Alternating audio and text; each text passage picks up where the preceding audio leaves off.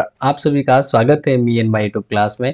आज हम एक बहुत ही इम्पोर्टेंट बात करेंगे कि जैसे कि सीईटी कॉमन एलिजिबिलिटी टेस्ट, इसके लिए दो एग्जाम होने वाले हैं, एक तो 12th लेवल के लिए, एक ग्रेजुएट लेवल के लिए।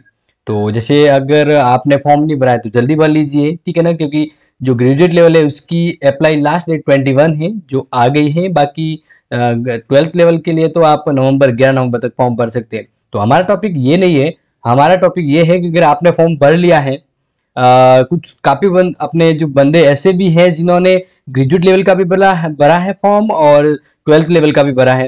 तो आज का वीडियो उनके लिए है जिन्होंने दोनों फॉर्म भर लिए या फिर एक ही फॉर्म भरा है। तो उन्हें ये बताने के लिए है कि अगर आप दोनों इस सीईटी एग्जाम की तैयारी करें तो दोनों में क्या कंपैरिजन है, क्या कॉमन है, कि क्या 12th के सिलेबस में है और क्या ग्रेजुएट की सीईटी एग्जाम में होगा। समझ में आ रहा होगा। तो हम आज बात करेंगे बहुत ही इंपॉर्टेंट, जैसा कि आपको यहाँ पे दिख रहा है, हम बात करेंगे आज अपने महत्वपूर्ण टॉपिक को लेकर कि जो सीनियर लेवल का यानी 12th लेवल का सीईटी एग्जाम होगा और ग्रेजुएट लेवल का जो एग्जाम होगा, दोनों में क्या कॉमन चीजें है, दोनों में क्या कॉमन है और क्या फर्क है, क्योंकि दोनों का सिलेबस तो जारी हो गया है। तो इस वीडियो के जरिए मैं आपको इस पीडीएफ के जरिए वो हर एक इंपॉर्टेंट चीज यहाँ पे मेंशन करूंगा, जिससे आपको ये पता लग जाए कि 12th लेवल के लिए क्या सिलेबस है, वो तो आपको पता लग ही जाएगा। एक ये भी पता लगेगा कि 10th आपने 12th और ग्रेजुएट लेवल के बीच में सिलेबस में क्या फर्क है, क्या पढ़ना है, क्या नहीं पढ़ना है और क्या दोनों में कॉमन पढ़ना है। जैसे तो एक तरह से ये ग्रेजुएट लेवल का और इस साइड आपको सिलेबस दिखेगा आपके 12th लेवल का, ठीक है।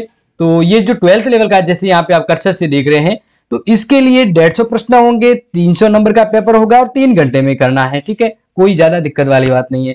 अब इसमें ये ध्यान रखिए कि ये जो पैटर्न है, ये जो सिलेबस है, वो आपको यहाँ पे ग्रेजुएट लेवल में भी दिखेगा। अब ग्रेजुएट लेवल में भी अगर आप देखें तो मैं आपको यहाँ पे बता देता हूं कि ये देखिए यहाँ पे 150 प्रश्न आएंगे, ठीक है ना, और 300 नंबर का होगा पेपर और 3 घंटे में करना है, ठीक है ना, ये तो क्लियर है। अब यहाँ पे आप अगर देखें तो ये जो सिलेबस है, ठीक है ना, ये सभी बारी बारी से आपको जो सिलेबस दिख रहा है, ये सिलेबस आपके ध्यान रखना है, यहाँ पे भी है। अब इसमें ज्यादा फर्क क्या है वो मैं आपको आगे पीडीएफ में बताता हूं। तो जैसे कि आपको ये चीज तो समझ आ गई होगी। अब हम यहाँ पे बात करते हैं बारी बारी से, जिससे आपको क्या है डाउट नहीं रह जाए। तो यहाँ पे देखिए हम सिलेबस से बारी करते हैं, तो यहाँ पे जो कर्सर घूम रहा है ना वहां पे थोड़ा ध्यान दीजिएगा। तो यहाँ पे पाठ्यक्रम में ये इस साइड वाला ध्यान रखिएगा 12th वाला है, ठीक है ना, और इस साइड वाला है ग्रेजुएट लेवल का है। अब यहाँ पे आप देखें तो ये राजस्थान का इतिहास, कला, संस्कृति, ये इसमें ऑलरेडी दिए हुए हैं। इसी तरह यहाँ पे भी राजस्थान इतिहास, कला, संस्कृति, परंपरा दी हुई है। जैसे यहाँ पे अगर देखें कालीबंगा वगैरह यहाँ पे भी है, तो लगभग चीजें यहाँ पे हैं। बट यहाँ पे ग्रेजुएट लेवल में एक चीज फर्क है कि यहाँ पे ध्यान रखिएगा, यहाँ से 3-4 कॉमन चीजें हैं वो बिल्कुल डिफरेंसेस है। जैसे कि अगर मैं आपको बताऊं तो यहाँ से राजस्थान की संस्कृति और परंपरा, राजस्थान के धार्मिक आंदोलन, संत, लोक देवता, ये तो ऑलरेडी उसमें भी है। महत्वपूर्ण ऐतिहासिक स्थल और राजस्थान के प्रमुख व्यक्तित्व और राजस्थान का एकीकरण, ये अपने ग्रेजुएट लेवल में एक्स्ट्रा है, इसमें नहीं है। और ग्रेजुएट लेवल में और देखिए भारतीय राष्ट्रीय आंदोलन पर विशेष बल देने के साथ राजस्थान और भारत का इतिहास, ये एक अलग है जो ग्रेजुएट लेवल में तो है लेकिन 12th लेवल में नहीं है, ठीक है। अब बारी आती है यहां पर, तो भारत और राजस्थान का भूगोल है। अब यहाँ पे कुछ ज्यादा 12th लेवल में ग्रेजुएट लेवल का, अपने 12th लेवल का होता है, तो 11, 12th और 10th तक का जो भी मैटर होता है वो इसमें होता है। तो इसमें जो राजस्थान और भारत का जो ज्योग्राफी जो एरिया है वो बहुत ही कम कवर किया गया है, कम ही है। जबकि अगर आप, मैं बताऊं कि अगर आप देखें ग्रेजुएट लेवल का, तो राजस्थान का भूगोल काफी ज्यादा दिया हुआ है और भारत का भूगोल भी काफी ज्यादा दिया हुआ है, ठीक है ना। मैं पूरा सिलेबस बता रहा हूं, अच्छे से देखना, एक भी चीज स्किप मत करना, क्योंकि लास्ट में वो बताने वाला हूं जिससे आपको पता रहे कि 12th लेवल पे तो नहीं है लेकिन ग्रेजुएट लेवल में वो है और ये पढ़ना है, ठीक है। अब यहाँ पे देख लीजिए, तो भारत के साथ विशेष बल, राजस्थान पर विशेष बल के साथ भारतीय राजनीतिक व्यवस्था, ये एक अलग है, जिसमें आपको उद्देशिका, मूल कर्तव्य, निधि तत्व, राज्यपाल, लोकसभा, राज्यसभा, निर्वाचन आयोग और ये चीजें आएगी, ठीक है ना, ये ध्यान रखिएगा। और भारत की राज्य व्यवस्था को लेकर जो अपने 10th में ये टॉपिक ऑलरेडी हुआ है, 12th में दिया हुआ है, तो वो चीज यहाँ पे है।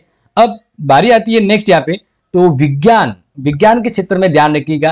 10th 12th वाले जिनके अभी ज़्यादा दूर नहीं हुए 12th में और 10th में तो साइंस पढ़ी है, तो अगर मैं आपको कहूँ तो 12th लेवल में जो है विज्ञान वो काफ़ी ज़्यादा लेंथ काफ़ी ज़्यादा बड़ी दी हुई है, लेकिन अपने जो ग्रेजुएट लेवल में है उसमें काफ़ी कम टॉपिक है, लेकिन वो भी बहुत इंपॉर्टेंट टॉपिक है। जैसे यहाँ पे सूचना संचार प्रौद्योगिकी, रक्षा प्रौद्योगिकी, अंतरिक्ष प्रौद्योगिकी, उपग्रह, विद्युत धारा प्रवाह, ये चीज़ें यहाँ पे मतलब काफ़ी चीज़ें। आप सोच रहे होंगे कि सर अगर ये पीडीएफ मिल जाती तो पीडीएफ काफी मेहनत से तैयार की हुई है। अगर आप इस वीडियो को देखते हैं, आगे शेयर करते हैं, तो आपको जल्दी ही ये पीडीएफ भी मिल जाएगी। अगर आपको पीडीएफ की भी जरूरत है तो जरूर मुझे कमेंट कीजिएगा, तो आपको इस पीडीएफ का लिंक है वो उपलब्ध करवा दूंगा। ठीक है, तो कोई बड़ी बात नहीं है, पीडीएफ भी आपके लिए ही है, बट आप इसके लिए कितना प्यार देते इस चैनल को, कितना इस वीडियो को शेयर करते हैं, क्योंकि ये काफी इंपॉर्टेंट होगा बाकी के लिए भी। अब बात आती है साइंस की, तो आपको समझ में आ गया है, ठीक है ना। साइंस में यहाँ पे 10th और 12th वाला बड़ा पैटर्न है। अब रीजनिंग, जो शायद आपको पता होगा रीजनिंग है इस बार, लेकिन यहाँ पे देखिए जो 12th लेवल की बात करें तो 12th लेवल में आप यहाँ ध्यान रखिएगा कि मैथमेटिकल पोर्शन ज्यादा है, जैसे वैदिक विधि से पूर्ण संख्या, घनफल, वर्गमूल वगैरह, गुण, बहुपद, अनुपात, समानुपात, ठीक है ना। तो ये जो 10th लेवल की वो चीजें यहाँ पे ज्यादा दी हुई है, और जबकि इधर देखें तो इधर रीजनिंग ज्यादा है। 10th के 12th के टॉपिक है, 10th के तो 10th की मैथ भी तो है, लेकिन यहाँ पे ध्यान रखें रीजनिंग के टॉपिक ज्यादा है और न्यूमेरिकल मैथ भी है, जैसे number ranking, time square, making management, logical arrangement, ये यहाँ होने का। फिर यहाँ से आती है math, mathematical operation, average ratio, area of triangle, circle, eclipse, trapezoid, rectangle, sphere, ये area, percentage, simple compound interest, utility method, profit and loss वगैरह। तो ये चीज यहाँ पे दी हुई है। अब यहाँ पे भी दिया हुआ है, लेकिन यहाँ पे थोड़ा अलग से दिया हुआ है, ठीक है। अब बारी आती है कि लैंग्वेज इंग्लिश का, तो आप और हिंदी लैंग्वेज में क्या क्या दिया हुआ है। तो 12th लेवल पे आप देख लीजिए, 12th लेवल की जैसे बात करूं तो संधि विच्छेद। अब यहाँ पे ग्रेजुएट लेवल पे संधि विच्छेद बिल्कुल सही है। फिर इधर सामासिक पदों की रचना और समास विग्रह, इधर समास दिए हुए, विग्रह भी दिए हुए, यहाँ पे देख लीजिए आप, ठीक है ना। इधर और देखिए पर्यायवाची विलोम शब्द का अर्थ, युग्म शब्द, संख्या सर्वनाम विशेषण, यहाँ पे भी संख्या सर्वनाम विशेषण, उपसर्ग, विलोम शब्द, प्रयास, एकांक दिए हुए, ठीक है। अब और यहाँ पे शब्द, वाक्य, वाक्यांश के लिए एक शब्द, ये यहाँ पे भी दिए हुए, सब चीजें यहाँ पे दी हुई है। लेकिन क्या चीजें हैं जो नहीं है, जो आपको नहीं पढ़नी है, अगर आप वो चीज यहाँ पे सोच रहे हैं तो मेरे हिसाब से सब चीजें कॉमन है। हिंदी में तो कॉमन है, ठीक है ना। और बात आती है इंग्लिश की, कि इंग्लिश की क्या फर्क है ग्रेजुएट और 12th लेवल में। तो देखिए यहाँ पे tense, sequence, voice, active passive, narration, ये article, preposition, transaction, simple, glossary, official semester letter की synonym, antonym, one word, comparison, knowledge of letter writing, ये दिया हुआ है सब चीजें यहाँ पे। लेकिन ये दो चीजें यहाँ पे फर्क है, जैसे एक तो इडियम और फ्रेज, ठीक है ना, वो चीज यहाँ पे अलग दी हुई है। इसके अलावा यहाँ पे इसका जो लेवल है वो थोड़ा हाई दिया हुआ है, बस। बाकी अपने इंग्लिश वाले में ज्यादा कोई फर्क नहीं है। कंप्यूटर वाले में देखे तो कंप्यूटर में यहाँ पे करेक्टरिस्टिक ऑफ कंप्यूटर के RAM ROM system, output input, MS office, ये यहाँ पे भी दिया हुआ, इधर भी दिया हुआ। इसमें सिर्फ फर्क ये है कि ग्रेजुएट लेवल में आपके ऑपरेटिंग सिस्टम पूछा जाएगा, ये आपको दिख रहा है यहाँ पे ऑपरेटिंग सिस्टम। आप इस वीडियो को देखें तो थोड़ा हाई क्वालिटी में देखें ताकि अच्छे से समझ में आ जाएगा, ये चीज समझ में आ गई। अब बारी आती है कि वो टॉपिक जो ग्रेजुएट लेवल में तो है लेकिन 12th लेवल में नहीं है, तो वो कौन सा टॉपिक है जो आपको तैयार करना है, ये आप सोच रहे होंगे, तो वो चीज मैं यहाँ पे बता देता हूं, ठीक है ना। वो देखिए यहाँ पे ये वो टॉपिक है जो ग्रेजुएट लेवल में तो है लेकिन 12th लेवल में नहीं है। क्या है देख लीजिएगा, और ये रीट के लिए भी स्पेशल है। अगर आप ग्रेजुएट लेवल की सीईटी की तैयारी कर रहे हैं तो रीट में ये सिलेबस ऑलरेडी है, ठीक है। अब यहाँ पे देखिए भारत पर विशेष बल के साथ भारतीय राजनीतिक व्यवस्था, ठीक है। इसके अलावा भारत की आर्थिक व्यवस्था, और ये वाला टॉपिक राजस्थान की आर्थिक व्यवस्था, तो ये अलग अलग सिलेब में बांट के यहाँ पे दिया गया। तो ये वो अलग पैटर्न है जो ग्रेजुएट वालों को तो पढ़ना है, 12th वालों को नहीं पढ़ना, दोनों को दे रही है। तो ये एक अलग कॉमन है। बाकी आप जितनी भी देखें तो 12th और ग्रेजुएट लेवल में काफी चीजें सिलेबस कॉमन है, ज्यादा एक दो चीजें मैंने आपको बता दी क्या फर्क है, बाकी लगभग कॉमन है। तो अब आपको ये बताना है कि इसमें अगर आपको कुछ डाउट है तो मुझे ये जरूर बताइएगा, और आप ये सोच रहे हैं कि ये PDF, तो कमेंट भी कीजिएगा, आपको इसका लिंक आपको प्रोवाइड किया जाएगा।